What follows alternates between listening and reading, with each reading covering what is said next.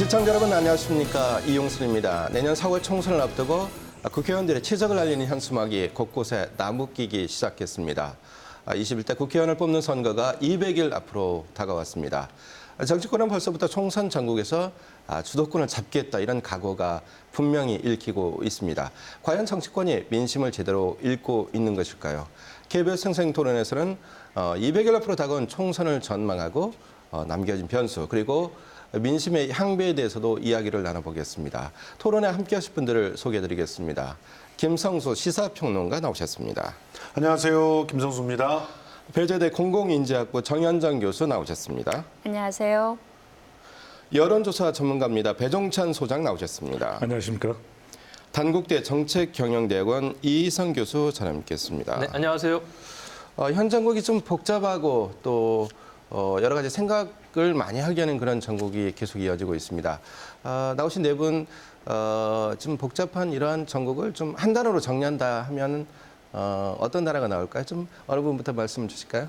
예. 네네, 김 저는 선생님. 이제 어제 이회수 선생님을 만나서 네. 고견을 들을 기회가 있었는데 현재 전국을 견문발검이다. 이렇게, 견문발검이요? 예, 정리를 해주시더라고요. 네. 견문발검이 모기가 떴는데 네. 갑자기 언월도 같은 커다란 검을 갖다 들고 그 모기를 잡으려고 한다라는 그런 얘기인데 네. 실제로 지금 현재 검찰의 모습이 네. 모기밖에 안 되는 그러한 그 혐의들을 놓고 네. 나라 전체를 갖다가 그야말로 우울하게 만드는 그런 상황으로 몰아가고 있고 네. 조국 장관을 둘러싼 모든 이슈가 그냥 블랙홀처럼 빨려 들어가고 있기 때문에 실제로 국익을 논하고 또 뭐 외교에 있어서의 상당히 중요한 그런 이슈들을 챙겨야 될 그 시기에 네. 제대로 대응을 못 하고 있는 거 아니냐 이런 얘기인데요. 그런 측면에서 이 견문발검의 이런 상황을 빨리 정리를 해야 네. 이제 미래를 논할 수 있는 사회가 되지 않는가 이런 생각들을 좀 해보게 됩니다. 네, 전체적인 뜻을 대부분 다 이해할 수 있을 것 같습니다. 조국 장관 또 가족에 대한 의혹이 나라 전체의 어떤 전국과 관련해서는 크지 않을 수가 있는데 온 그 여론 그리고 정치권의 움직임이 그곳에 시선이 쏠려 있다, 이런 약간 비판적인 그런 말씀을 주셨는데, 정현정 교수는 뭘 준비했습니까? 저는 미래 실종이라고 네. 했어요. 원래는 그 내로남불이라고 네. 하려고 했는데 좀 더 궁극적인 실종의 내용을 좀 얘기하고 싶어서 네. 이게 많은 상식적인 국민들이 보기에는 바뀐 게 없다라는 생각을 여전히 주고 있는 것 같아요. 그러니까 네. 늘 언제나 어떤 정부가 들어오든 어떤 정권이 들어오든 똑같은 문제들의 반복, 그러니까 이른바 기득권들의 어떤 문제, 적폐 문제, 네. 이런 것들이 실제로는 계속해서 반복적으로 이루어지고 있고, 특히 정치권에서 내가 하면 괜찮은데 네. 사실은 조국 장관 사태 문제도 조국 장관이 과거에 했던 여러 가지 좋은 이야기들을 놓고 보면 본인에게 다시 지금 부메랑으로 돌아오고 있는 이 상황들이 있는 거 아니겠습니까? 네. 본인일 때는 아니고 또 과거에는 틀렸지만 지금은 맞고, 뭐 이런 어떤 혼돈된 상황들이 정치 전국에서 지금 드러나고 있고, 상식적인 국민들이 보기에는 이게 지금 우리 대한민국이 어디로 가고 있는 거냐. 맨날 네. 과거의 반복이고 우리가 가야 되는 변화의 길 또는 개혁의 길, 이런 것들은 완전히 그 정치권에서 드러나고 있지 않은 이런 네. 상황들에 대한 실망감이라고 해야 될 것 같습니다. 지금 이제 두 분이 이제 같은 자리에 같은 오른쪽이 저의 오른쪽에 앉으셨는데 한 팀인 줄 알았더니 좀 의견이 좀 다릅니다. 그 팀이 있었나요? 저는 미래 실종이라 해서 바른미래당의 실종을 얘기하는 건 줄 알았는데 그건 아니었구나. 정치가 실제로는 국민들에게 미래를 제시해야 된다라고 하는 것이 네. 촛불 민심이었거든요. 그런데 역시 그 문재인 정부에 들어와도 조국 네네. 장관을 비롯해서 중요한 어떤 그 권력층들은 그런 미래를 국민들에게 주고 있지 못하다는 네. 그런 똑같은 상황이란 얘기죠. 김성수 선생님은 견문발감, 정현정 교수는 이제 미래실종, 이러한 어떤 요약된 전국을 요약하는 그런 말씀을 주셨는데요. 자, 그러면 배종찬 소장님 무엇 준비했습니까? 네, 제가 두 분의 내용을 미리 알았더라면 동상이몽으로 할 걸 그랬네요. 더 좋은 내용이 있었을 텐데 저는 그냥 한마디로 한심하다, 네. 한심 이렇게 표현을 해봤습니다. 네. 지금 국회를 바라보는 우리 국민들이 과연 어떻게 점수를 낼까? 저는 뭐 데이터 전문가니까 수치로 표현을 하고 싶었는데 수치로 표현하기에는 뭐 0 외에는 생각나는 숫자가 없어서 네. 그럼 또 좀 무성해 보이니까 저는 한심하다. 네. 또 국민들은 또 한숨을 쉴 수밖에 없을 정도로 기가 막힌다. 네. 그냥 이렇게 되는 이유가 지금 선거를 앞두고 있는데도 오히려 이 무당청, 지지할 정당이 없다는 비율이 오히려 더 늘어나고 있어요. 네. 또 한편으로는 이 빅데이터 분석 도구에 국회라는 검색어를 넣어보면 부정 일색입니다. 네. 과연 왜 우리가 이런 사람들을 뽑았는지 내년엔 정말 잘 뽑아야 되겠다. 네. 그래서 저는 한심하다라고 하는 한심 단어를 선택했지만 국민들이 정말 한숨을 쉬지 않으려면 내년 총선 때는 정말 잘 뽑아야 된다는 생각이 듭니다. 좀 의미심장하면서 좀 선장에 그렇게 공을 들인 것 같지는 않습니다. 네. 자, 그럼 이희성 교수 남으셨습니다. 이희성 교수, 네, 어떤 단어로 전국을 요약하시겠습니까?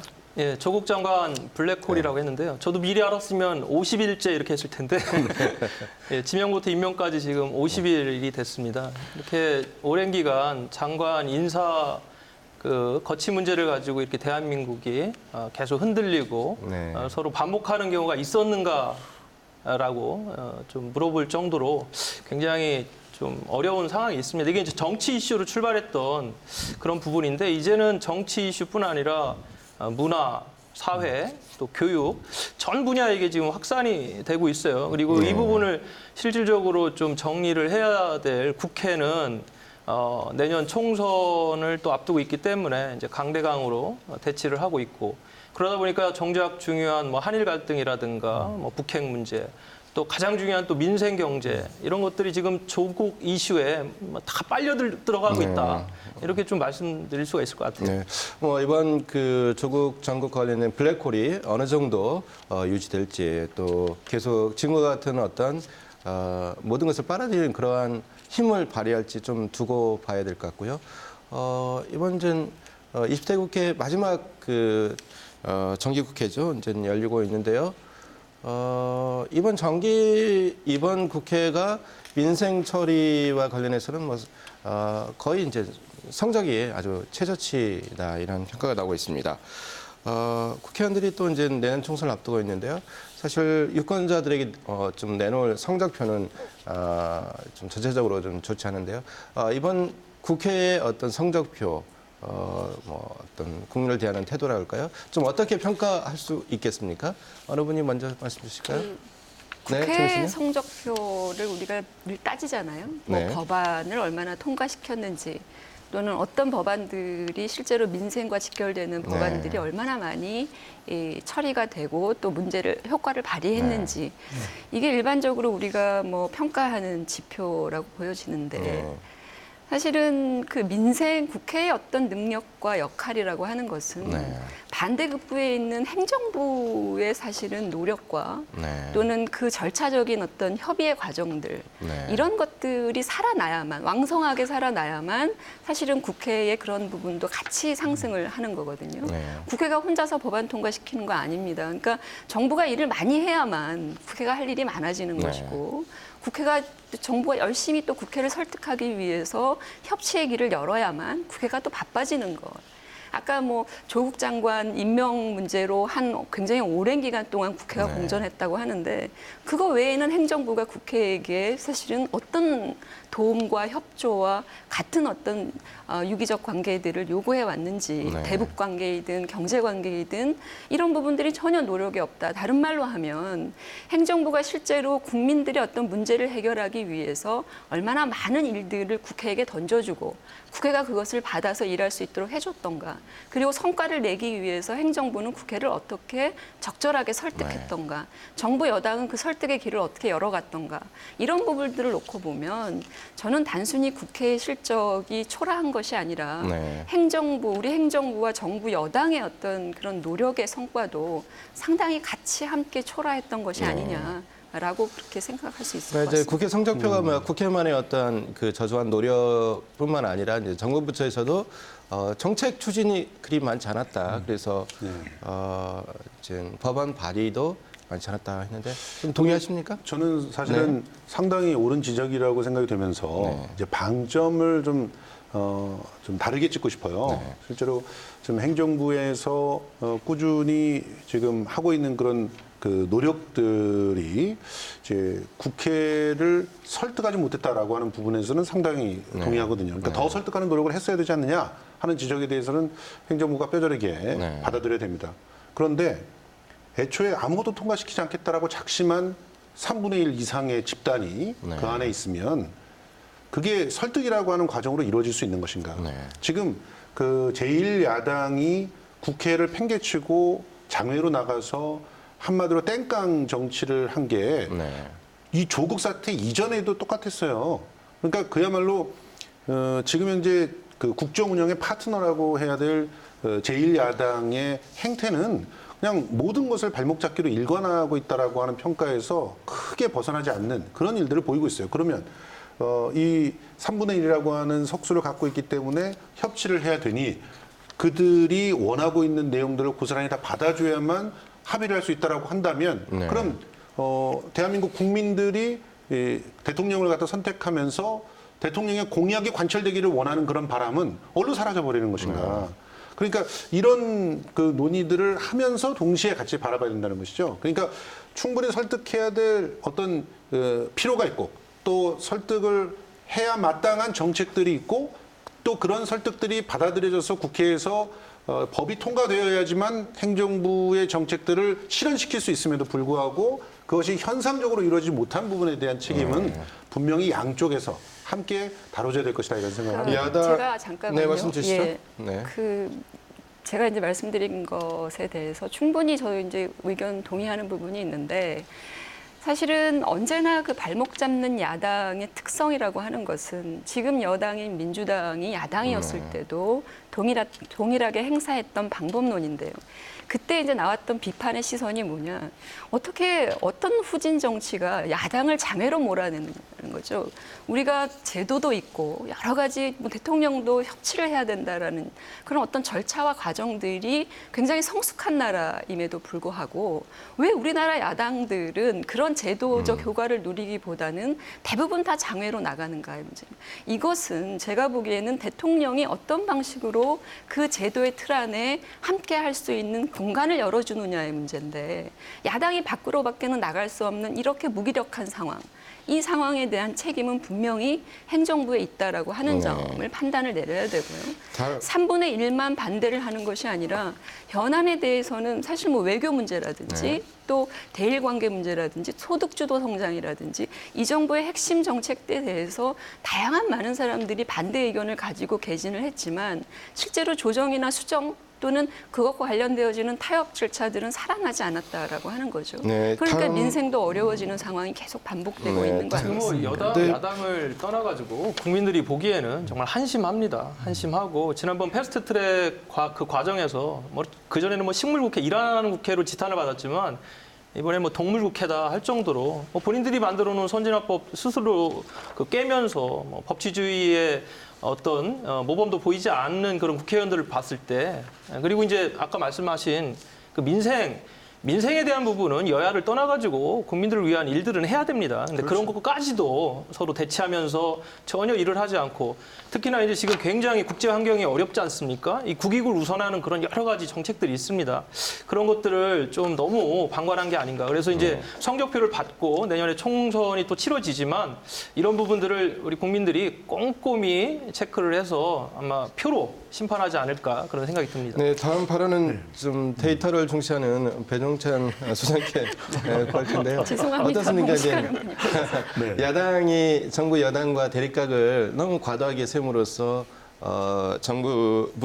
정부로부터의 어떤 법안 준비 그런 것이 좀 많이 이루어지지 않았고 국회 내에서도 원활하게 민생 법안 처리가 안 됐다 이런 게 주인데 좀 이게 데이터로 좀 잡힙니까? 그렇죠.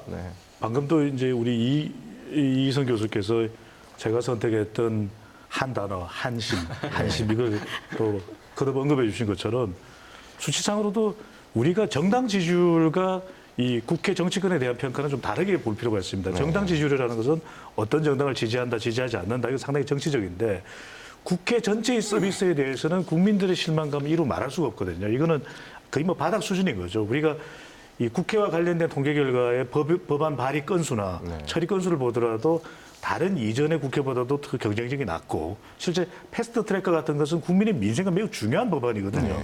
근데 이런 법안과 관련해서도 거의 국회 선진화법이 무용화되는. 근데 지금 여기서 아주 중요한 것은 우리가 국회의원을 뽑고 나면 4년 동안은 사실 속수무책이 됩니다. 그러다 보니까 계속 비판만 하게 되는데 국민들이 계속해서 여론상으로 나타나는 주권자의 요구는 이제는 견제할 수 있게 만들자. 그래서 주민소환제도 채택을 하고 그리고 필요한 경우에는 국회 모니터링 기능을 아주 강화해서 낱낱이를 더 국민들에게 알리고 공천에도 영향을 줄 수밖에 없게 만들자. 아니 학교는 결석하면은 학생이 한 번이라도 결석하면 얼마나 큰일이 납니까? 그렇죠. 그런데 이건 뭐 시도 때도 없이 국회를 비우게 되는 정치권에 대해서 강한 견제 기능을 도입해야 된다는 것이 대체적인 국민 여론으로 보입니다. 지금 이제 잠깐 좀 그 네, 말씀 반론을 제기를 짧게 하면 해주실까요? 네. 이게 이제 저는 사실은 뭐 그 지금 야당 제1야당을 뭐 두둔하거나 그들의 행태 자체가 잘 됐다라고 얘기할 생각은 전혀 없습니다. 그러니까 그게 우리 정치가 갖고 있는 어떤 태생적 문제, 그다음에 일종의 적폐적 행위라고는 생각을 합니다만 제가 말씀드리고 싶은 거는 어쨌든 자유한국당이 장외투쟁을 하기는 했습니다만 실제로 그 원내에 이루어질 수 있는 여러 가지 절차나 이런 참여들은 했던 걸로 저는 기억을 하고 있어요. 그러니까 원내에서의 활동을 접어가면서까지 장외투쟁을 했던 것은 과거에 민주당이 더 많은 빈도를 갖고 있었다라고 하는 점에서 저는 뭐 도끼객긴이라고 생각합니다만 이런 어떤 동일한 행태가 반복이 되는 이 구조를 왜 촛불 민심을 받들고 있는 이 정부에서 네. 제도로든 환경으로든 리더십으로든 뭔가 좀 적극적으로 변화를 주려고 하는 그런 개혁적인 마인드가 나타나지 않는가라고 하는 점에서 상당한 실망감을 갖게 되고 이렇게 되면 다음 정권에서 또 동일한 내용들이 반복이 될 거란 말이죠. 네. 그러니까 유권자들께서 아무리 또 표를 달리해서 어떤 표심을 또 몰아준다라고 했을 때는 현상은 또 똑같아진다라는 네. 것이고 국회에 대한 실망은 계속해서 또 이루어지는 그런 상황이 되기 때문에 저는 이런 고리를 끊고자 한다면 국회의 문제를 떠나서 행정부가 얼마만큼 또는 리더십이 얼마만큼 정치 리더십이 이런 어떤 계속해서 반복되는 안 좋은 상황들을 네. 개혁하기 위해서 노력을 했는가 그 노력의 점수는 상당히 초라하다 이런 얘기를 드리는 네. 겁니다. 저한테 이제 그런데 계속 그- 김 선생님이 신호를 예. 주셨는데 예, 말씀하시죠. 예, 그런데 이 부분에 대해서 전적으로 동감하는 부분이 있지만 그래도 네. 이제 파악을 할 때는 그 충분히 다른 시각에서의 고민들도 같이 해야 되는데 지금 우리의 정치를 보면서 이제 결과만을 놓고 거기에서부터 책임을 따지기 시작한다면 똑같은 순환 논리에 빠질 수밖에 없어요. 사실 국회가 계속 이렇게 공전되고 있는 그런 가장 근본적인 원인은 실제로 국민들이 정말 원하는 사람들을 뽑을 수 없게 만들어져 있는 잘못된 제도에 있지 않습니까? 근데 그런 제도에 대해서 바꾸려고 하는 것을 몸으로 막았던 게 제1야당이잖아요, 지금. 그러니까 물론 거기에 대해서 세밀한 어떤 차이는 있을지 몰라도 지금 지금 야당들 거의 다수와 실제로 전체적으로 따지면 거의 3분의 2가 지금 선거제도를 갖다 바꿔야 된다고 생각을 하잖아요. 네. 그래서 그것을 통과시키려고 하는데 그걸 몸으로 막아서 선진화법을 무력화시키게 했던 그 작태를 얘기를 하지 않고 결과만 놓고 얘기한다는 것은 사실은 똑같은 얘기를 갖다 반복하는 수밖에 없거든요. 그래서 지금 우리가 그 국민들의 따가운 눈초리와 또 질책들을 어떤 관점에서 바라봐야 되는가 할 때, 그럴 때 국민들이 정말 원하고 있는 선거제도의 개혁, 정치의 개혁 이런 부분들을 그냥 똑같이 놓고 그리고 아무런 그런 어떤 변화가 없는 상태에서 그냥 표피만 놓고 관찰을 하게 된다면 진짜 중요한 바람을 이제 외면하게 되는 그런 결과를 네. 나올 수도 있다. 이런 부분을 좀 지적하고 싶습니다. 아니요, 여기까지만 듣고요. 이제 다음 주제, 다음 단락으로 넘어가겠습니다. 이제 그 국회가 일을 잘했느냐, 여야가 잘했느냐 하는 것은 내년 총선에서 뭐 표로 드러날 텐데요. 이런 조국 정국과 관련해서 약간 복잡하게 돌아가는 가운데서도 지금 이제 정치 신인들 그리고 현역 의원들 사이에 좀 이렇게 좀 뭐라고 할까요? 조바심 내지 내가 공천을 받을 수 있냐 이러한 고민의 와중에 이제 총선 물갈이론이 좀 나오고 있습니다. 슬금슬금 나오고 있는데 어떻습니까? 이것이 좀 앞으로 더 나오겠죠? 예, 이성 교수. 네, 뭐 지금 민주당에서 먼저 이제 총선 물갈이론을 좀 띄웠어요. 네. 그 의도는 저도 잘 모르겠습니다. 왜 이 시점에서 먼저 띄웠는지. 어찌됐든 물갈이론 하면은 이제 중진 의원들이 타겟이죠. 5선, 뭐 4선 이상도 지금 그 대상에 이제 오르고 있는데 그러다 보니까 이제 정치 신인들은 그 안에서 이제 좀 희망들을 갖고 있는데 뭐 그걸 이제 뭐 이해찬 당대표가 뭐 다음날 좀 바로 좀 수습은 했어요. 네. 뭐 그런 건 또 뭐 인위적으로 하지 않는다. 어찌됐든 중진들의 물갈이가 있어야만이 정치 신인들이 진입할 수 있는 폭이 생기는 것이기 때문에 그 부분이 되게 중요하고 물론 이제 민주당 같은 경우는 정치 신인들에게 가점을 주는 방법이라든가 이런 것들이 지금 공천 룰이 정해졌습니다. 근데 이제 한국당 같은 경우는 아직 그 공천에 대한 룰, 특히나 정치 신인들에게 어떠한 베네핏을 줄 것인가에 대한 것들은 아직 정해져 있지 않기 때문에 아직은 좀 잘 모르겠다. 이런 네. 어찌됐든 지금 국민들이 원하는 정치는 특히 내년 총선을 바라보는 그런 관점들은 기존에 이런 어떤 국회, 특히 국회의원들의 모습 이 바뀌어야 된다, 변해야 된다 이런 요구들이 있는 건 사실입니다. 네. 김성수 평론가 좀 어떻습니까? 총선 물갈이 폭 국민 수준하고 비교했을 때 좀 많을 거다, 적을 거다 어떻게 보고 계십니까? 지금 민주당이 자기가 내놓은 그런 그 계산들 네. 그리고 가점들을 그대로 관철시킨다면 3분의 1까지도 3분의 지금 1 이요? 물갈이가 될 거라고 보거든요. 네. 지금 여타의 분석들과 계산들이 조금씩 다릅니다만 전반적으로 한 3분의 1 정도가 물갈이 될 가능성이 높다. 네. 이렇게 얘기를 하고 있는데 이런 폭들은 상당한 폭이죠. 그리고 자유한국당에서도 지금 계속적으로 구불을 갖다 피우고 있는데 그 네. 구불의 내용들이 보면 굉장히 파격적인 부분들이 있어요. 파격적이다? 정치 신인들이라든가 또 여성이라든가 이쪽에 가점을 뭐 많게는 50% 이상 주겠다 이런 얘기까지 좀 나오고 있어요. 이제 말이기 때문에 이게 정리가 되어야 나중에 이제 그 실제로 그 결과를 볼 수 있겠습니다만, 근데 말하는 것들이 고스란히 관철된다면 그 폭은 더 클 겁니다. 민주당보다 더 클 수도 있어요. 이제 그런 것들이 위기의식으로 작용하고 있기 때문에 이미 중진이라고 하는 분들은 지금 공천을 받을 수 있을까 없을까 이런 위기감 속에서 네. 뭐 일각에서는 삭발투쟁에 나서는 그런 사람들도 공천이 불투명한 사람들이 저렇게 나서는 것이다라는 분석까지 나오고 있는 상황이라서 그래서 일단은 새로운 신진 세력들을 얼마만큼 들여올 것인가에 대한 고민들은 아주 구체적으로 지금 진행이 되고 있다. 다만 기존의 기득권을 갖고 있는 사람들이 자신의 기득권을 내려놓지 않으려고 하는 저항이 상당히 거세기 때문에 이 사이에서 이제 당이 쪼개질 수도 있는 상황들이 벌어질 수 있을 것이다. 특히 야당들의 경우는 그렇다 이렇게 볼 수 있습니다. 민주당과 자유한국당 모두 이제 물갈이론에 힘을 실리는 그런 상황인데요. 뭐 정치 신을 많이 등장시켰다 이런 속내는 뭐 우리 국민들이 익히 좀 나름대로 짐작하고 있는데요. 얘기를 좀 좀 어떻습니까? 네, 변호사님. 이어가면요.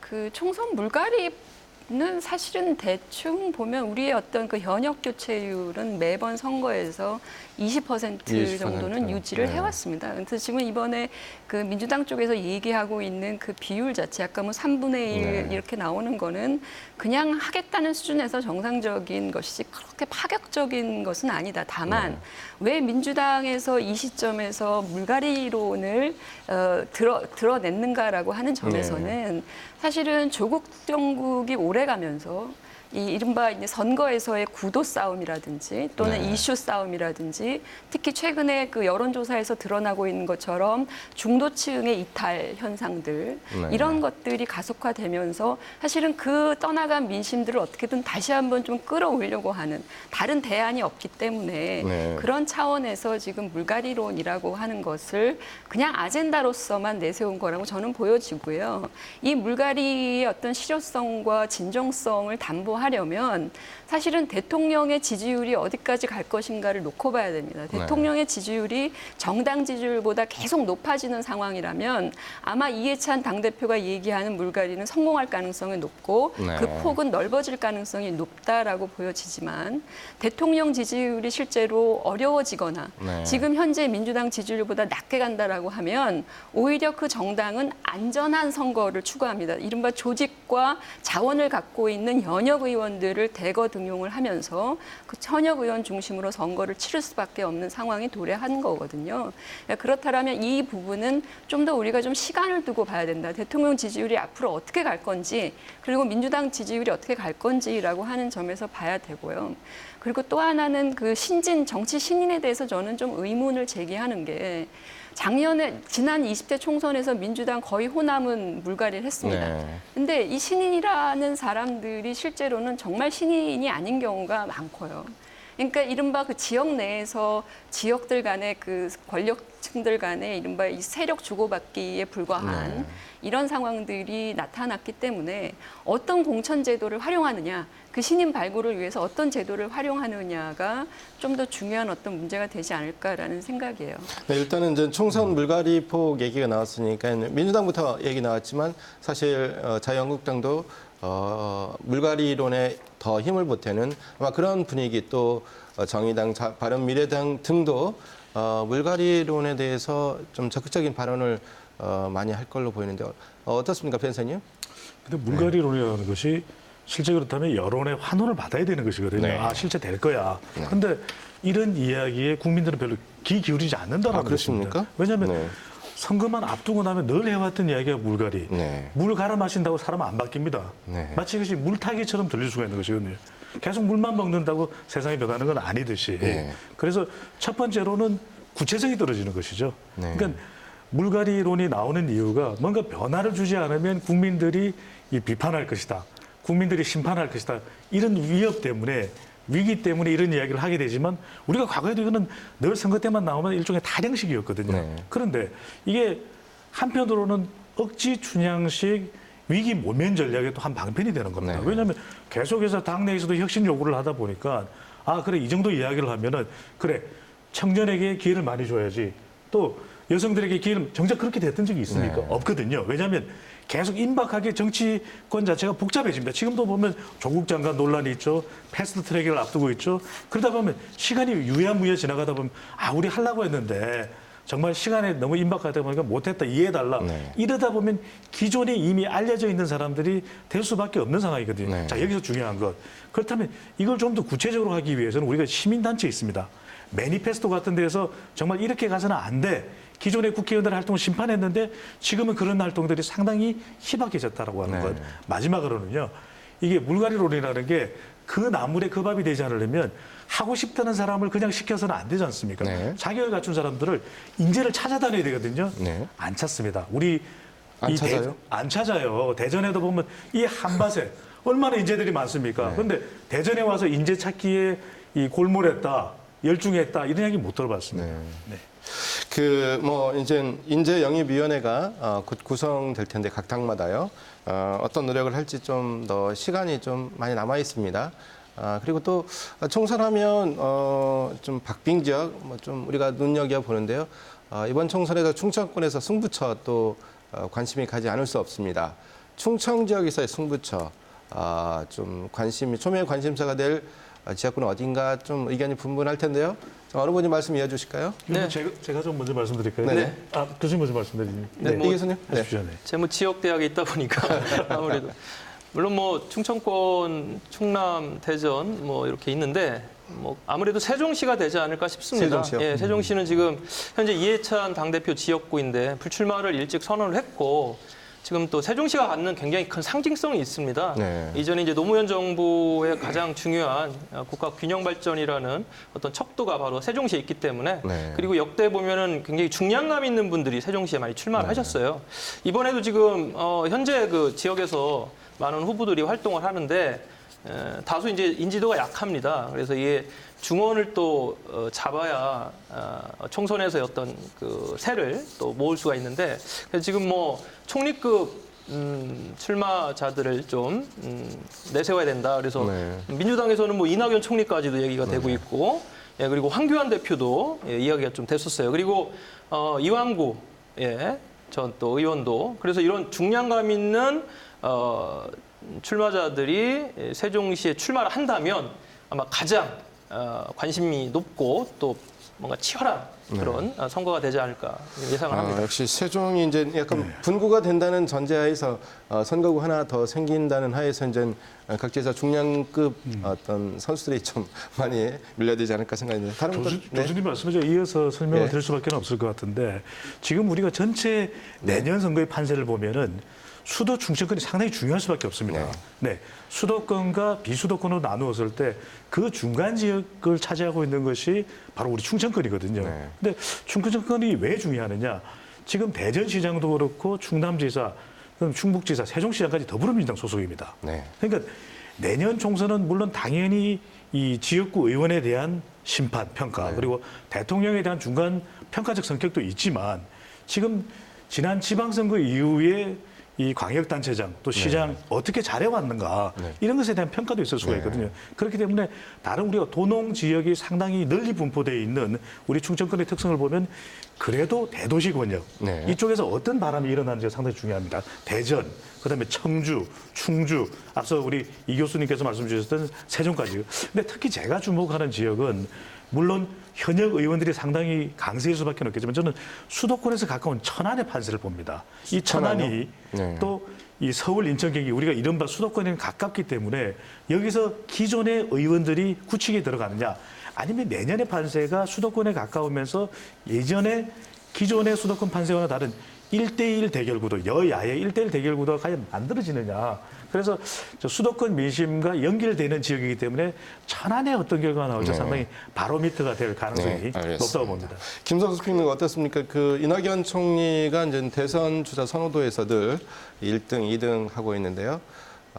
그리고 또 1등 이번에 뭐 바뀐 적도 있습니다만 황교안 대표까지 이제 총선에 나서면 그리고 또 이완구 전 총리까지 나서는데 또 세종시가 선거구 하나 더 생기니까 그쪽에 몰린다면 사실 중량감 있는 인사들은 다 세종으로 보려고 물론 이제 세종 아닌 다른 지역도 될 수 있는데 어떻습니까?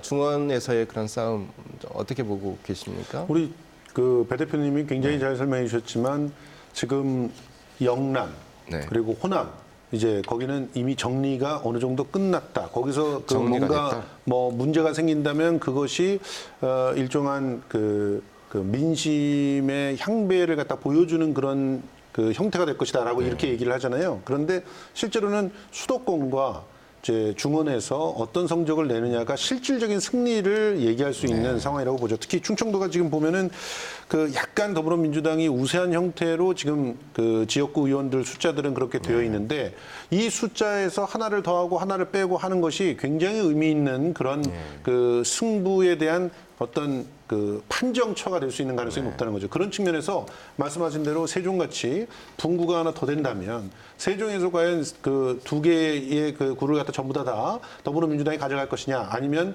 자유한국당이 하나라도 뺏어갈 것이냐에 따라서 승리를 얘기하는 그런 어떤 기준들을 서로 다르게 해석할 수가 있다는 얘기거든요. 근데 중요한 건 지금 그 충청에 대해서 애초에 뭐 대통령이나 혹은 정치권에서 약속했던 것들이 얼마나 제대로 수행되고 있는가 이 부분에 대한 평가가 이번 연말까지 어느 정도 내려져야 된다고 봅니다. 근데 그런 평가들이 지금 현재 그 뭐 세종 의사당 문제 이런 문제들 제대로 진행이 안 되고 있고 또 세종 집무실 같은 경우도 뭐 완전히 폐기하는 것 같이 됐다가 뭐 다시 불씨가 살아나고 있는데 그런 부분에 대한 것들을 갖다 집요하게 야권에서 공격하고 있잖아요. 이런 문제들이 전면적인 이슈로 딱 등장을 하게 되면 여권에서는 상당히 좀 힘겨운 싸움들을 할 수밖에 없는 상황이 될 것이다. 그런데 전반적으로 선거제도가 바뀌느냐 정말 이 부분이 굉장히 큰 변수라고 저는 생각을 해요. 그럴 것 같습니다. 만약에 선거제도가 바뀐다고 하면 다른 태풍들이 몰아칠 수도 있다고 다른 보거든요. 태풍이요? 그렇죠. 실제로 비례대표에서 얼마나 많은 그 성취를 하느냐.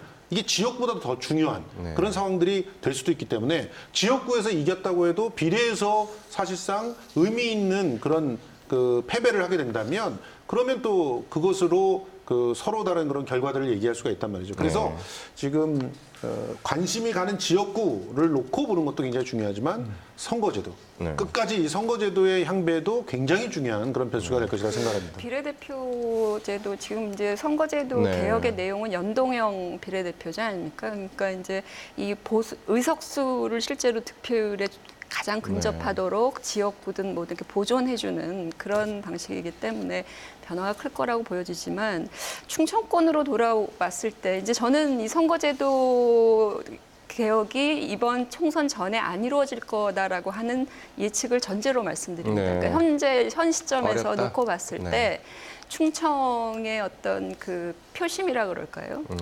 저는 그 표심을 가르는 가장 중요한 변수 중에 하나는 이른바 대망론의 문제가 있는 것 같습니다. 대망론이요? 그러니까 지난 20대 총선에서 민주당이 실제로 물론 이제 인구 밀집 지역이긴 합니다만 이 나름대로의 어떤 선전을 할 수 있었던 과거에는 사실은 또 이 충청의 민심은 충북을 빼고는 충남과 대전이 자민련과 선진당과 또 자유한국당 또 새누리당 이렇게 사실은 스윙 보터들이거든요. 충청의 표심은. 네. 근데 이제 그 표심이 실제로 어떤 멈출 수 있었던 이유는 충청의 민주당 소속의 대망을 꿈꿀 수 있는 어떤 떠오르는 정치 리더가 있다라고 하는 것을 전제로 사실은 민주당이 성과를 얻은 거다 이렇게 도 한쪽에선 볼 수가 있거든요. 네, 지금- 근데 이번에는 실제로 그런 부분들을 갖지 않은 상태에서 선거가 치러지는 것이기 때문에 이 상황에서 그 대전과 충남의 표심이 과연 지금 여당과 정부에게 그 유리하게만 갈 것인가.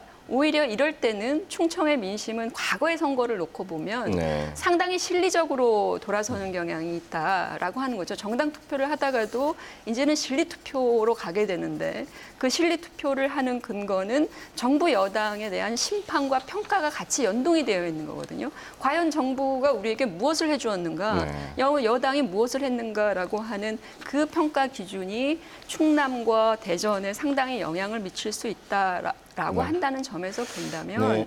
민주당과 여당의 입장에서는 사실 과거에 비해서는 가장 녹록지 않은 지역이 바로 이 충청일 것이다라는 네. 그런 생각을 하게 됩니다. 네, 알겠습니다. 그 충청의 유권자 심리는 실리적인 것을 추구하는 면이 있다 이런 말씀을 배 교수께서 말씀하셨는데 이제 이 자리에 이제 여론조사 전문가 데이터를 중시하는 배동찬 선생 나왔기 때문에 이제 여쭤보는 건데요. 어떻습니까? 충청도인들이 속마음을 잘 안 드러내거든요. 물론 이제 여론조사면 얼추 대충 맞지만 사실 선거는 이제 투표함을 좀 열어봐야 되는데 어떻습니까? 충청도인의 여론조사가 정확도가 어떻습니까? 좀 믿을만합니까? 아니면은 좀 더 2차적인 어떤 복합적으로 분석을 해봐야 좀 알 수 있을까? 어떻습니까? 충청인들의 어떤 표심. 믿고 안 믿고의 문제도 아니고 우리가 지나치게 또 이 충청 표심에 대한 선입견이 있는 것 같아요. 좀 본인의 속내를 잘 안 드러낼 것이다. 네. 한편으로는 의사결정이 늦을 것이다. 근데 실제 그렇지가 않은 것이 네. 우리 충청도 분이라도 상당히 또 이 말의 속도가 빠르신 분들도 계시고 우리가 이제 지나치게 어떤 지역적 특성을 일반화하는 것은 좀 네. 무리라고 보는데 이런 건 있습니다.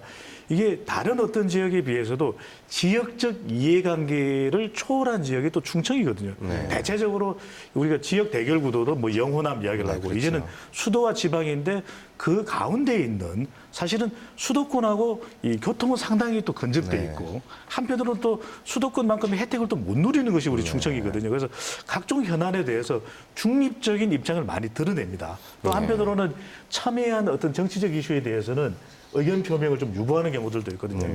그런 면에서는 오히려 저는 글쎄 충청 민심이 매우 중요할 수밖에 없습니다. 앞서 정현준 교수께서도 말씀을 하셨던 대로 캐스팅 보트 역할을 할 수 있는 것이 충청권 민심이기도 하고 평상시에 정치권에서 어떤 정책 현안과 관련돼서 민심을 살필 때나 또 대통령이 아주 이 민감한 현안에 대해서 지역적으로 민심을 볼 필요가 있다면 저는 충청 민심을 볼 필요가 있다는 거죠. 네. 볼 때도 가급적 우리 KBS 의 토론을 보시면 더 좋지 않을까. 네, 맞습니다. 네, 그리고 이제 총선에서 이제 늘 선거에는 이제 변수가 있죠. 변수가 있는데 우리가 예상할 수 있는 변수가 있고 또 컨트롤할 수 없는 변수까지 두루 얘기할 수 있는데요. 자, 내년 총선, 4.15 총선에서의 변수 가장 큰 건 뭐라고 보십니까? 먼저 어느 분이 말씀 주실까요? 네네, 이 교수님. 뭐 아무래도 가장 큰 변수 네. 요인은 뭐 대통령 지지율일 겁니다. 네. 지금 뭐 조국 법무부 장관 그 사태를 지나오면서 지금 진영 간의 싸움으로 지금 똘똘 뭉치고 있어요. 뭐 지지율의 전체적인 변화 추이를 보더라도 네. 그런 과정에서 이제 진보와 보수라는 이 어떤 진보 진영이 양분됐을 때 결국은 이기기 위해서 보수 쪽에서는 정계 개편 카드를 가장 중요하게 생각을 할 거예요. 그래서 지금 연말까지 대통령 지지율이 어느 정도까지 정당 지지율보다 높고 낮느냐에 따라서 네.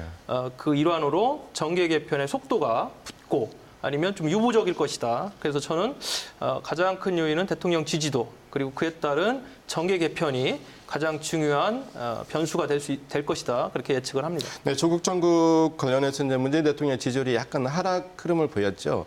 이것이 다시 정체되는 흐름인지 아니면 상승 턴할지 좀 두고 봐야 되는데요. 이런 대통령 지지율과 관련해서 민주당이든 자유한국당이든 정계 개편에 대한 방침, 입장은 좀 약간 각도를 달리하지 않을까 이런 생각이 드는데요.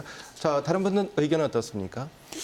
네, 기본적으로 그 변수라고 할 때 그 정치권에서 정치 공학적으로 보시는 분들은 이제 대통령의 지지율과 연동되는 것들을 굉장히 중요시하게 생각하시고 그리고 또 지금 뭐 그 정계 개편으로부터 오는 파장 이런 걸 중요하게 생각하시는데 저는 오히려 정계 개편으로부터 올 파장은 상대적으로 굉장히 작은 선거가 될 수도 있다. 왜냐하면 지금 이미 갈라질 곳들은 다 갈라졌고 그리고 앞으로 갈라진다라고 하는 것도 이미 내적으로는 갈라진 상태와 다를 바 없는 그런 상황이기 때문에 그것이 사람들의 마음속에 어떤 그 집단들을 갖다 지지할 것인가를 거의 결정을 하게 되는 그런 시대가 그러니까 그런 시점들이 좀 지났다고 보거든요. 그러니까 새롭게 뭔가 이합 집산을 한다고 해서 뭐 들불을 갖다 일으키거나 하기가 굉장히 어려운 그런 상황으로 치달아간다. 특히나 지금 현재 벌어지고 있는 것들도 보면 조국 정국으로 완전히 양분되어 있는 그런 형태들. 그래서 서로의 지지층이 극단으로 집결되고 있는 그런 형태들을 많이 보이기 때문에 이 가운데서 뭐 중간층에 있는 사람들의 이합 집산이 얼마나 큰 문제를 갖다 일으킬 것인가.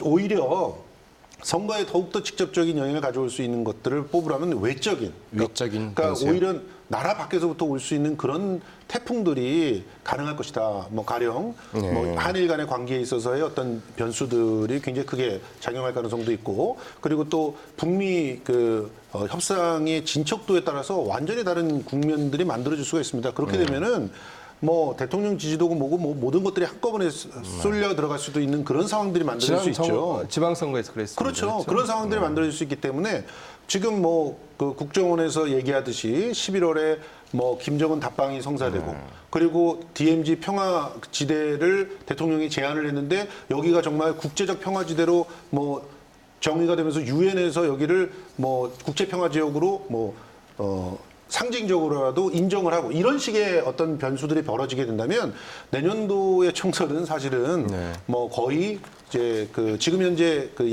여권 중심으로 이렇게 흘러갈 수 있는 가능성이 높거든요. 근데 그 가운데에서 사실상 선거제도에 의해서 지금 당장 흐름들은 그렇게 가더라도 나는 미래를 위해서 그 어떤 그 지방 그 안에서의 바람들을 이제 그 당에 대한 어떤 투자로서 이루어지겠다 이런 생각들이 있다면 그것이 반영될 가능성들이 나중에는 남아 있을 가능성이 있다는 것이죠. 그래서 그런 측면에서 지금 오히려 이번 총선은 외부적인 요인들이 훨씬 더 크게 작용할 수 있는 선거가 되지 않을까 생각합니다. 네, 지난 지방선거에서 이제 싱가포르에서 북미 정상회담이 있어가지고 좀 그것도 선거 막바지에 그런 일이 있어가지고 이제 지방선거 이슈가 블랙홀처럼 그 북미 정상회담에 이제 쏠려가지고 이제 빨려 들어간 그런 현상이 있었는데 이번 총선도 그런 개연성은 늘 있다 이런 말씀 주셨습니다. 예, 변정 교수님. 저는 뭐 사실은 동의하지 않고요. 네네. 이번 그 대북 정상회담이라든지 대북적인 어떤 이슈가 이번 총선에서 지난 지방선거에 비해서는 크게 변화를 주지 못할 것이다. 왜냐하면 이제 국민들 학습 효과라는 것도 있는 거고요. 그런 차원에서 여론에 크게 뭐 반등 요인으로 작용하지는 않을 것이다라고 보여지고 저는 가장 중요한 변수는 구도라고 봅니다. 구도요? 예, 왜냐하면 이게 뭐 선거에 우리가 일반적으로 영향을 주는 변수 중에 이슈, 인물, 구도 이렇게 나누지 않습니까? 근데 이번 선거는 그 어느 때보다도 구도가 중요하다. 그 이유는 실제로 대선이 이제 임박해 있다는 거죠. 우리가 이제 전문가들이 얘기하는 중대 선거 라고 보여져요. 그러니까 이번 선거가 어떻게 치러지느냐에 따라서 권력 관계가 바뀌는 네. 가장 중요한 모멘텀에 서 있는 선거를 우리가 일반적으로 중대 선거라고 칭하거든요. 이번 총선은 중대 선거라는 것이죠. 그렇다면 어떤 진영에서 실제로 현 체제를 통해서 다음 대선까지 가기 위한 그림을 그려야 되는 네. 이른바 이제 우리가 흔히 얘기하는 빅피처가 반영된 네. 그런 어떤 선거가 될 가능성이 높기 때문에 제가 볼 때는 특히 이 야권에서의 정계 개편이 좀 더 활발하게 이루어질 것이고요. 그 정계 개편은 아마 그것의 어떤 파괴력 은 우리가 이제 지켜봐야 되겠지만 정계 개편의 형식이 예를 들어서 과거에 새누리당이 한 것처럼 간판 뗐다가 간판만 네. 바꿔갖고 다시 거는 이런 형태의 정계 개편이라기보다는 좀 더 다양한 그 창의성을 갖는 정계 개편이 만약에 이루어질 수 있다 그러면 그것이 실제로 정권 심판론이라고 하는 그런 프레임까지도 네. 연동이 되면서 실제로는 상당한 구도를 발휘할 수 있고 거기서 이기는 사람이 사실은 다음 네. 대선에서 상당한 어떤 승산이 있는 상황이기 때문에 저는 구도 싸움이 네. 상당히 심하게 진행될 거라고 보고 있고 그게 선거에 상당히 영향을 많이 줄 거라고 보고 있습니다. 뭐 전략적인 투표가 이제 영남, 특히 이제 호남 지역에서 이제 잘 이루어진 측면이 있는데요. 이번 총선에서 전략적인 투표가 차기 대선을 염두에 둔 그런 것이 있을 수 있다 이런 의견 주셨는데, 자, 그 시간이 다 이제 돼가고 있는데요. 이제 변호사님 이제 나오셨는데 이 여론조사에 나타나지 않는 민심을 잡기 위해서 정치권이 어떤 점에 가장 신경을 써야 될까요? 짤막하게 좀 조언 글쎄 뭐 이제 부탁드리겠습니다. 이게 좀 쉬운 부분은 아닌데 네네.